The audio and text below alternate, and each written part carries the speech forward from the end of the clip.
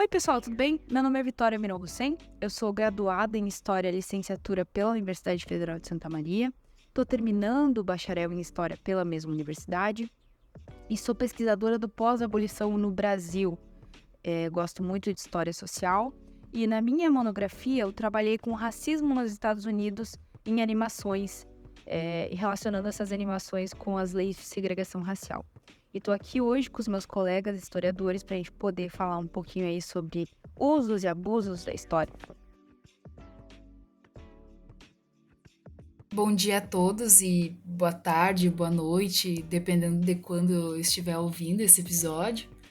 Eu me chamo Mariana Meller de Ataíde, eu sou formada em História Licenciatura pela Universidade Federal de Santa Maria e no momento eu estou concluindo a graduação em História Bacharel, também pela UFSM. Boa parte da minha graduação teve foco em pesquisas no campo da arqueologia, porém, ao longo do curso, eu pude conhecer novas áreas que também despertaram o meu interesse, como foi o caso da história do esporte. Então, mas ao final do curso, eu comecei a focar mais nessa área e a minha monografia foi Histórias do Taekwondo, narrativa sobre a constituição de um campo esportivo no Brasil, com um recorte histórico de 1970 a 1980. Então, te convido a ouvir também os próximos episódios, que iremos explicar melhor os conceitos de negacionismo e revisionismo.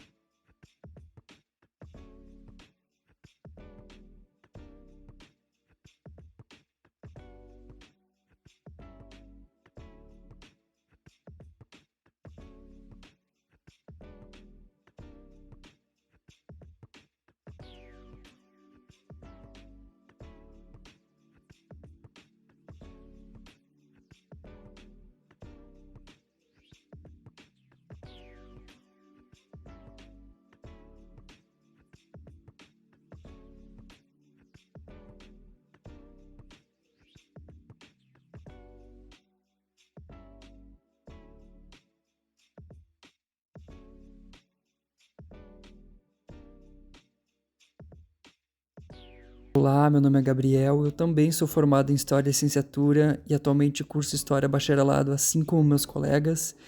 E durante a minha graduação eu fiquei um período na História Antiga, onde eu pesquisei sobre a formação do monoteísmo hebraico no século VII a.C. através da Bíblia. E acabei mudando de foco para a história das relações internacionais e desenvolvimento econômico brasileiro durante a ditadura. Mais especificamente sobre o acordo realizado entre o Brasil e a Alemanha para a construção do reator nuclear de Angra 2 durante o governo Geisel. Bom, como vocês puderam ver no primeiro episódio, a gente tentou dar uma visão mais geral do que é negacionismo, do que é revisionismo, as semelhanças e diferenças entre os dois. E a gente decidiu dividir essa segunda parte em dois para dar conta de alguns exemplos na nossa realidade de como negacionismo e revisionismo funcionam. Nesse episódio aqui em específico, a gente vai tratar de negacionismo e como o negacionismo tem um papel importante, por exemplo, na justificativa da criação do Estado de Israel, da conquista da Palestina, através desse discurso negacionista, que por vezes também mistura o revisionismo. E a gente vai também dar alguns outros exemplos, como o Leonardo vai falar, sobre como o negacionismo também atinge outras áreas que não a história, né? Como esse discurso se esparrama por todas as outras, vamos dizer assim, disciplinas que a gente tem por aí. E é isso. Fique agora com a fala da Vitória e do Léo, que tenho certeza que vai ser muito legal.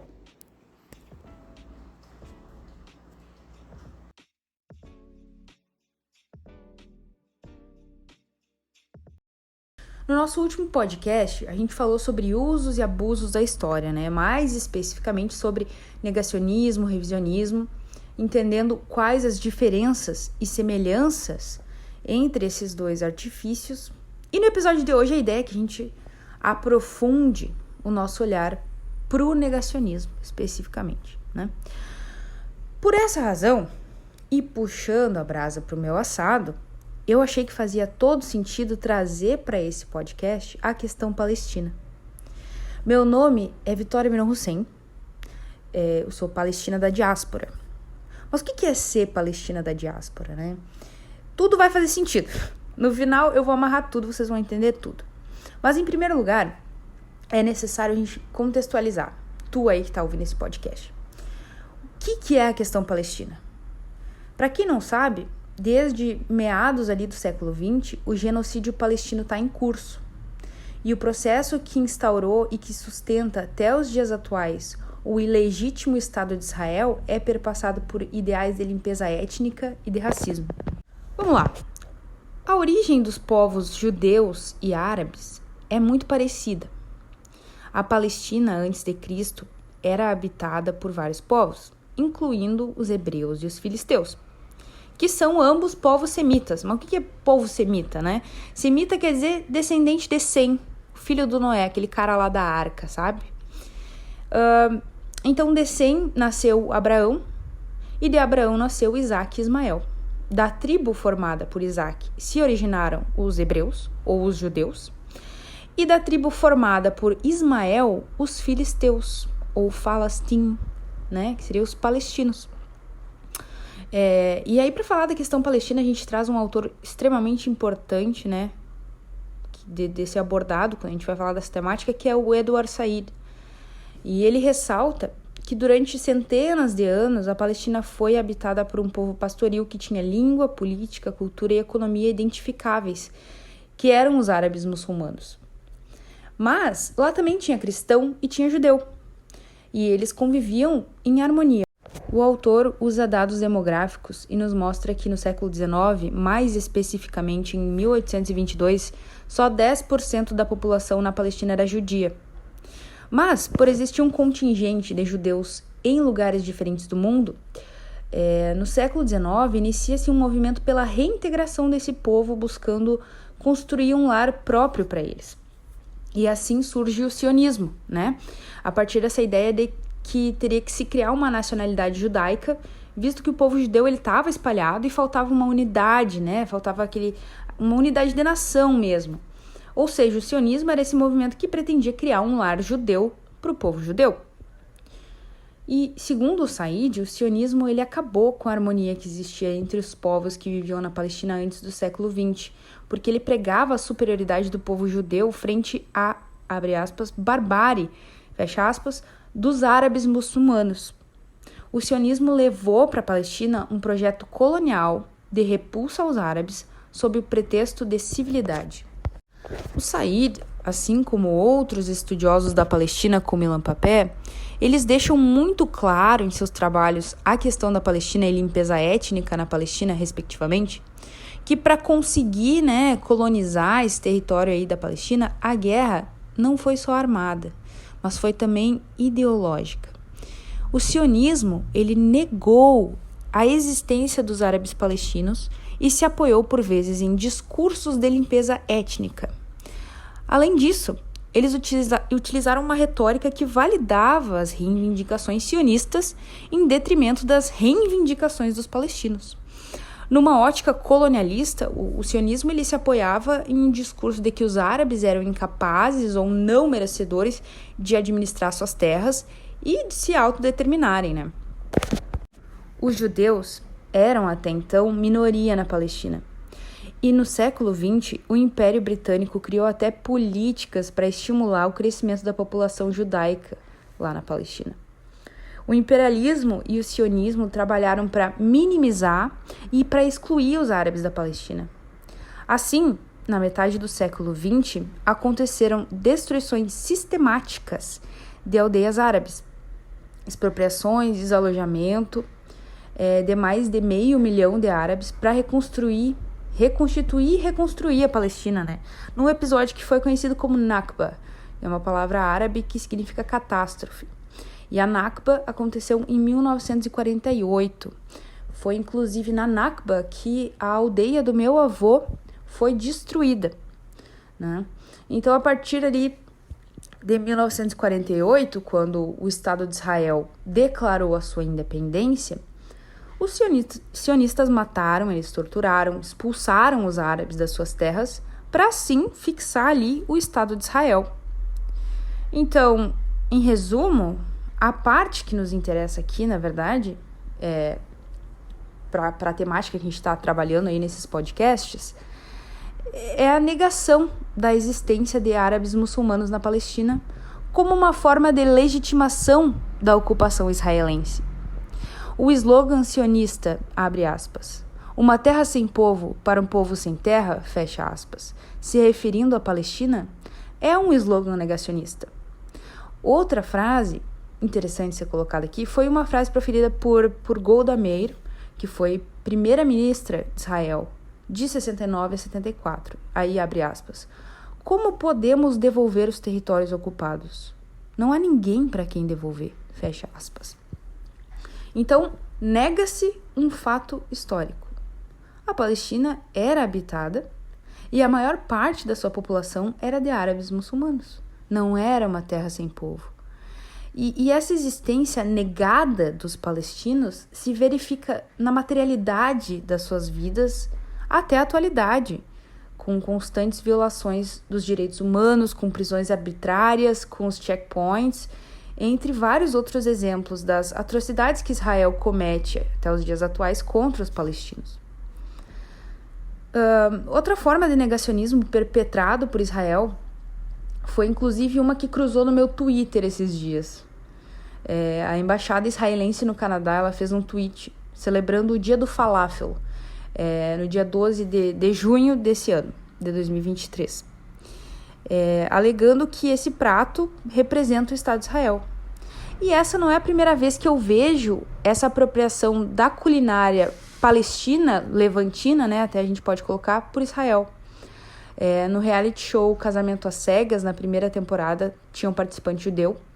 E quando perguntado pela noiva dele quais eram os pratos típicos da religião dele, ele respondeu, o shawarma, o falafel, que na verdade são comidas típicas palestinas e levantinas, né? Mas esse pertencimento ele é negado. A existência da Palestina é negada de diversas formas. Então, a realidade material da vida dos palestinos hoje é completamente perpassada pelas atrocidades que Israel, né, o Estado de Israel cometeu contra essas pessoas. E atando com o que eu tinha mencionado antes, a questão do ser palestina da diáspora. Hoje, existem estudos que nos mostram que a comunidade palestina fora da Palestina é muito grande. Como um desses estudos, posso citar o trabalho da professora doutora Bárbara Karamuru, que que se doutorou agora pela Universidade Federal de Santa Catarina, e ela trabalhou justamente com palestinos na América Latina, né? Então, por conta da expulsão e do despejo mesmo dos palestinos durante o século XX, essa comunidade se espalhou pelo mundo. O meu avô, como eu tinha mencionado antes, ele foi expulso das terras dele, né, da aldeia onde ele morava, e tamanha era a organização dos sionistas para realizar esse plano de ocupação que eu consegui rastrear a operação israelense que destruiu a aldeia dele. E eu acho que o fato de ser palestino e de cultivar uma palestinidade, assim, a gente chama esse sentimento de palestinidade, né? Tem a ver com, por exemplo, se tu é neto de um italiano ou se tu é neto de um alemão, tu pode tirar a tua cidadania. Tu pode retornar para a terra de onde os teus ancestrais vieram. No meu caso, Se eu quiser tirar uma cidadania palestina, eu não posso. Eu não posso retornar à terra dos meus ancestrais. O meu avô foi expulso, meu avô era um refugiado. Então, eu não posso retornar à terra. Ele não pôde retornar à terra dele também. E isso é muito político. É muito, além de ser, né, uma questão de ancestralidade, de família, né, uma questão genealógica, por assim dizer, é muito político também, né? Por isso que até hoje eu cultivo muito a minha palestinidade. Seja aprendendo a falar o árabe, seja dando visibilidade para a causa, né, procurando sempre ficar bem imersa na cultura mesmo, para que isso não morra, né? Porque as tentativas de apagamento e de negação, elas são muito grandes e constantes. Então, depende de cada um de nós, descendentes de palestinos que estamos espalhados pelo mundo, cultivar isso e não deixar que isso se esvaia. A invisibilização, o apagamento, a negação da questão da Palestina, né, afetou a minha vida enquanto uma descendente de palestino. Eu escrevi um texto sobre isso chamado Minha Palestinidade, está na minha página do Medium, e tem uma parte que é assim, abre aspas, pouco convivi com meu avô. Lembro que era muito alto, tinha hálito de café, falava em árabe comigo e sempre tinha balas duras de maçã no bolso para me dar. Sabia que ele não era brasileiro, que ele era árabe. Faleceu quando eu tinha uns 5 anos, na Jordânia. Cresci comendo hummus, tabule, esfirra, haris e vendo meu pai preparar o chá de maramia. Sabia que eram coisas árabes, mas não imaginava a origem concreta de tudo isso. Na metade de minha graduação em História, dei de cara com uma realidade nem tão escancarada. Descobri que meu avô foi expulso da terra em que vivia desde seu nascimento.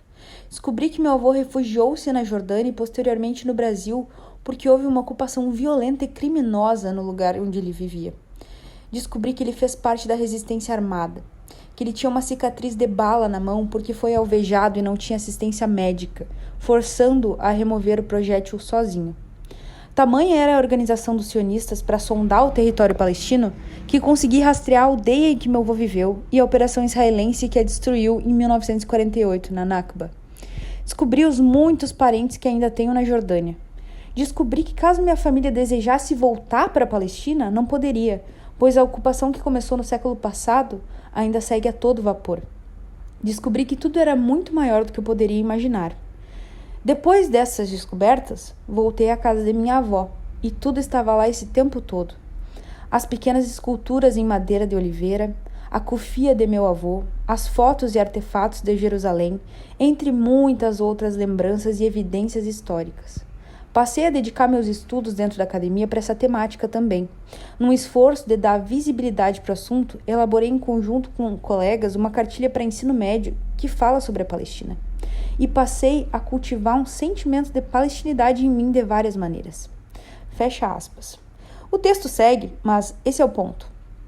Eu precisei de uma graduação em História e pelo menos uns 20 anos de vida para entender o que eu era, para entender de onde eu vinha e qual é a minha ancestralidade. Isso é uma coisa bem difícil, na verdade.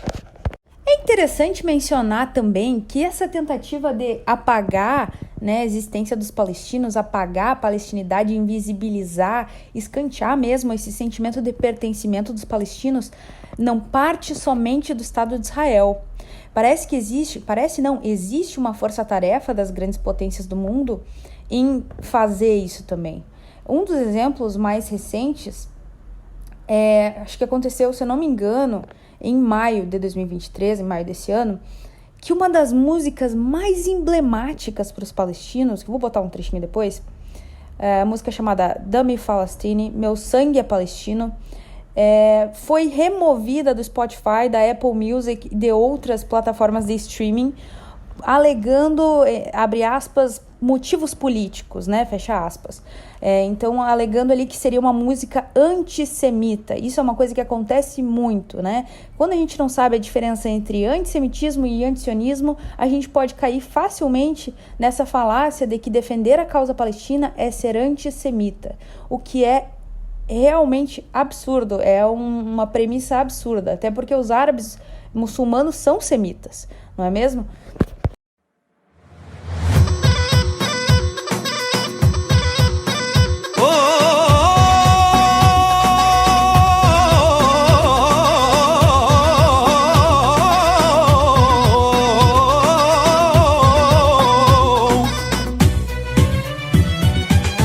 على عهدي على ديني على أرض تلاقيني أنا لأهلي أنا فديهم أنا دمي فلسطيني فلسطيني فلسطيني أنا دمي فلسطيني على أرض تلاقيني أنا لأهلي أنا فديهم والله أنا دمي فلسطيني فلسطيني فلسطيني أنا دمي فلسطيني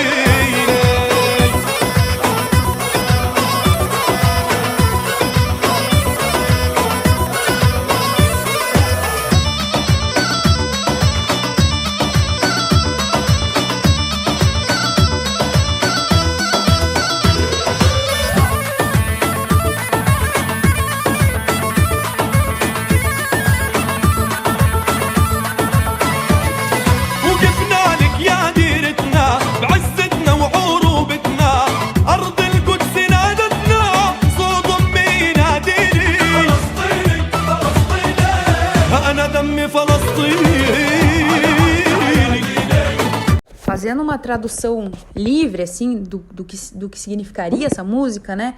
A primeira parte ali seria mais ou menos, abre aspas, mantendo meu juramento, seguindo minha religião, você vai me encontrar na minha terra. Pertenço ao meu povo, sacrifico minha alma por ele. Meu sangue é palestino, palestino, palestino. Meu sangue é palestino.